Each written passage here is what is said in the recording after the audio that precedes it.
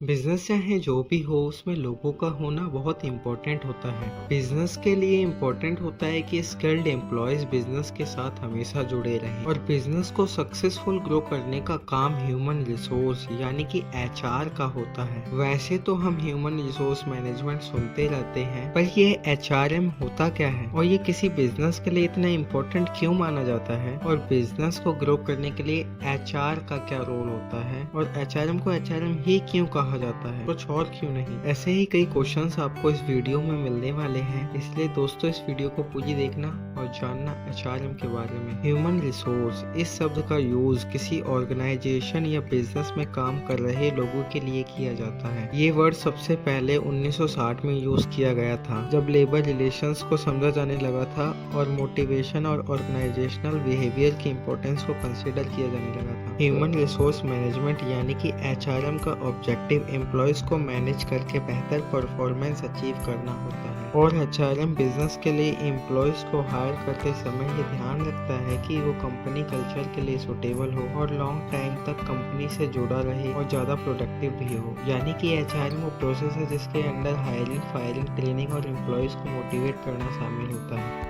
यानी कि एचआरएम एक ऐसा प्रोसेस है जिसमें एम्प्लॉयज का recruitment, selection, orientation, training, development और एम्प्लॉयज के परफॉर्मेंस को अप्रिशिएट करना शामिल होता है। साथ ही साथ कंपनसेशन बेनिफिट्स को डिसाइड करके प्रोवाइड कराना भी शामिल होता है। और इसके अलावा भी एचआरएम में एम्प्लॉयज को मोटिवेट करना और एम्प्लॉयज को इंश्योरेंस सेफ्टी प्रोवाइड कराने के साथ साथ एम्प्लॉयज के बीच गुड रिलेशनशिप को मेंटेन करना भी शामिल होता है। एक ऑर्गेनाइजेशन में ह्यूमन रिसोर्स मैनेजमेंट एक ऐसा डिपार्टमेंट होता है जो एम्प्लॉयज से जुड़ी सारी एक्सपेक्टेशन को हैंडल करता है। एचआरएम डिपार्टमेंट के फंक्शंस में human resource planning, job analysis conduct करना, रिक्रूटमेंट, जॉब इंटरव्यू कंडक्ट करना और selection, career planning, quality of work life और इसके साथ साथ ऑडिटिंग, एम्प्लॉयज का वेलफेयर करना और कम्युनिकेशन जैसे फंक्शन शामिल होते हैं। अच्छा, ये सब तो ठीक है, पर एचआरएम इतना इम्पोर्टेंट क्यों होता है? और अगर ये क्वेश्चन आपके मन में भी आ रहा है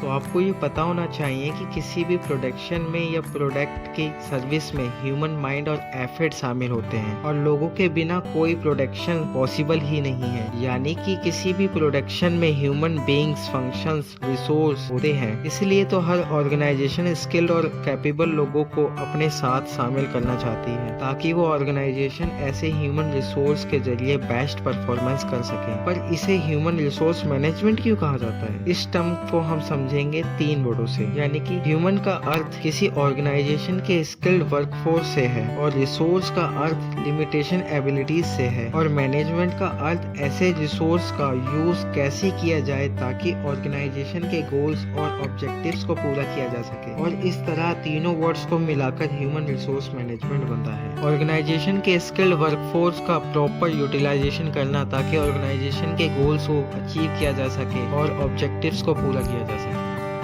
एचआरएम ऑर्गेनाइजेशन और एम्प्लॉयज दोनों को एक टर्म में लगाता है ताकि एक ही समय पर ऑर्गेनाइजेशन और इंडिविजुअल के गोल्स मिल सकें। और वैसे भी किसी ऑर्गेनाइजेशन के मोस्ट इम्पोर्टेंट असेट्स उसके एम्प्लॉयज ही होते हैं। इसीलिए तो ह्यूमन रिसोर्स मैनेजमेंट की रिस्पॉन्सिबिलिटी होती है कि ह्यूमन रिसोर्स को सही तरीके से मैनेज किया जाए। और एचआर डिपार्टमेंट हर ऑर्गेनाइजेशन में डिफरेंट साइज का हो सकता है। जैसे एक स्मॉल ऑर्गेनाइजेशन के लिए एक स्मॉल डिपार्टमेंट हो सकता है, जबकि लार्ज ऑर्गेनाइजेशन के लिए एक एचआर डिपार्टमेंट काफी बड़ा हो सकता है जिसमें ज्यादा रोल्स हो सकते हैं, जैसे कि recruiting, immigration, talent management, benefit, compensation etcetera. और इन सब पे फ्लिपकार्ट कंपनी एकदम परफेक्ट बैठती है। फ्लिपकार्ट जैसे कंपनी में बहुत सारी पर्सनल पोजीशंस हैं, जैसे HR manager, HR assistant, HR business partner, recruiter, recruiting coordinator, course recruiting manager और इनके साथ साथ immigration specialist, compensation specialist, benefit specialist, talent management specialist, HR analysis specialist आदि शामिल होते हैं। अब ये सब तो जान लिया है तो ये भी जान लेते हैं कि ह्यूमन रिसोर्स मैनेजमेंट के 2 फंक्शंस होते हैं, एक मैनेजरियल फंक्शन और एक ऑपरेटिंग फंक्शन। मैनेजरियल फंक्शन में प्लानिंग, स्टाफिंग, ऑर्गेनाइजिंग, डायरेक्टिंग और कंट्रोलिंग शामिल है, जबकि एक ऑपरेटिव फंक्शन में procurement, development, compensation, maintenance, motivation, integration आदि शामिल है।